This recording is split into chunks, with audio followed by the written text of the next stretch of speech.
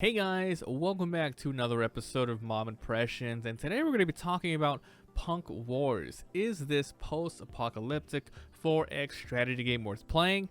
Let's talk about it. If you guys like this sort of videos, please like the video, subscribe. I do upload daily ones, and comment below if you have any questions that I did not answer in this review. I'll be giving you a summary of the game, going over some gameplay specific mechanics, talking about the presentation, the pros and cons, what did I like, what did I dislike, and my final verdict. So stay till the end when I give you my final rating recommendation for Punk Wars. The game was developed and published by Strategy Forge SA and Jujube SA. I want to thank them for the review copy. However, all thoughts will be my own. The game is releasing on November 11th, 2021, and it's going to be on Steam PC. The story is as follows. Our civilization has fallen. From the ashes, 4 new powers emerge, skirmish against the AI, or take control of one of the factions in a campaign. The genre is steampunk, dystopian. It's not an early access, it's a fully fledged game. It's a 4X game, turn-based strategy,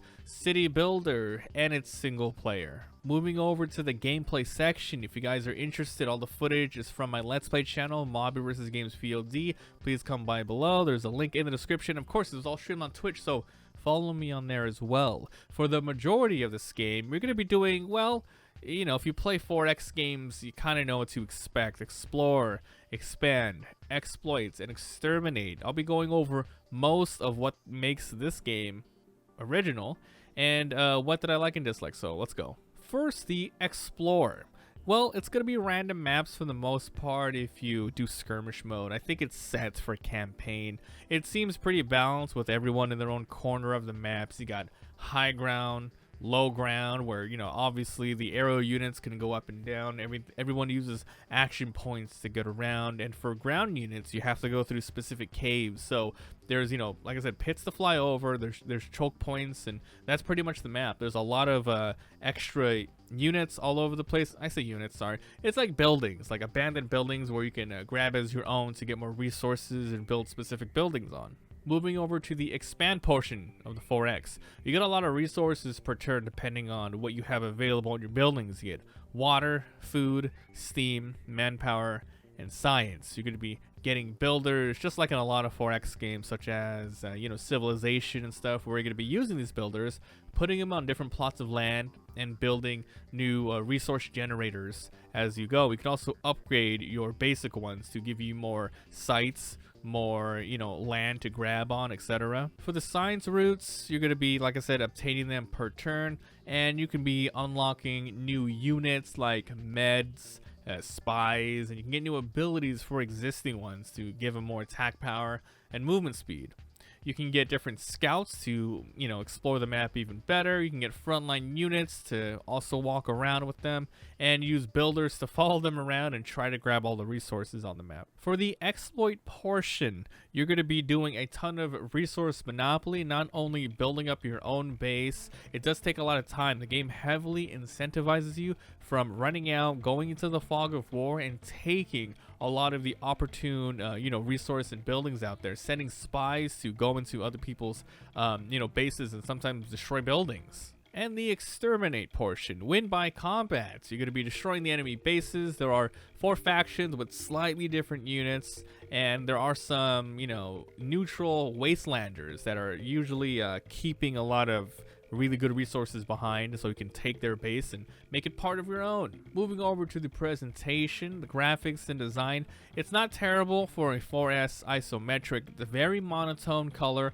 but it does fit the steampunk aesthetic. The sounds and music, it really wasn't anything special. This is not the type of game you kind of play for that, so it wasn't like outstanding.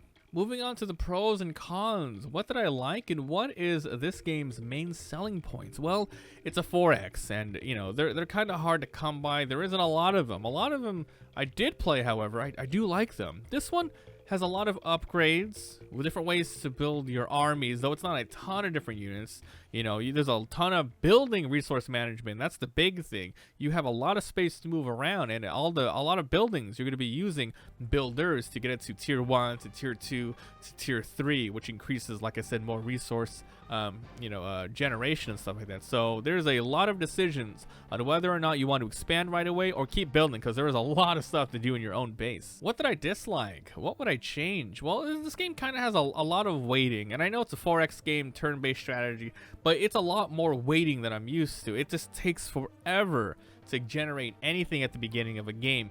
You do have the option to buy and sell things. You can open up the panel and you can sell, for example, your steam power, and then end up buying food, or you can buy water, so you can really min-max stats and start the ball rolling that way. Combat did feel a little clunky. First of all, the damage in this game is a lot of random. You'd think it'd be as simple as, oh, okay, 2 to 3 damage, 4 to 5 damage, but no, it had a very high spread. Sometimes it was like 2 to 9 damage for your basic units. And not only that, but they also have critical attacks. There was this really weird thing, and I don't think it should be this way. They should definitely change it, where if a unit is in the middle of a battle, and let's say you have 3 units against 1 unit, everyone attacks. Whoever got the last hit gets the experience. On other games, even if they don't get the kill, they get slight experience for upgrading. And I really think that they should do something with that, because it doesn't make sense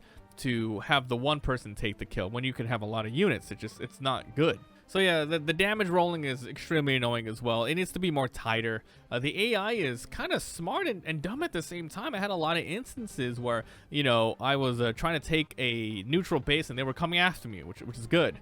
And then I killed one unit, and then like I was super outnumbered still, but they would kind of run away. It was really weird. And finally, it's single player. I'm completely fine with this being a single player game. However, the campaign leaves more wanting. It's very simple stages. It's just defeat the enemy and move on. You don't really get any special tasks as far as I saw. Moving on to the final verdict, my final thoughts. It's not a terrible game.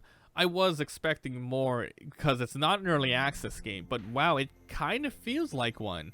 It's hard to recommend. It really is. So I'm going to have to give Punk Wars a 25% recommendation.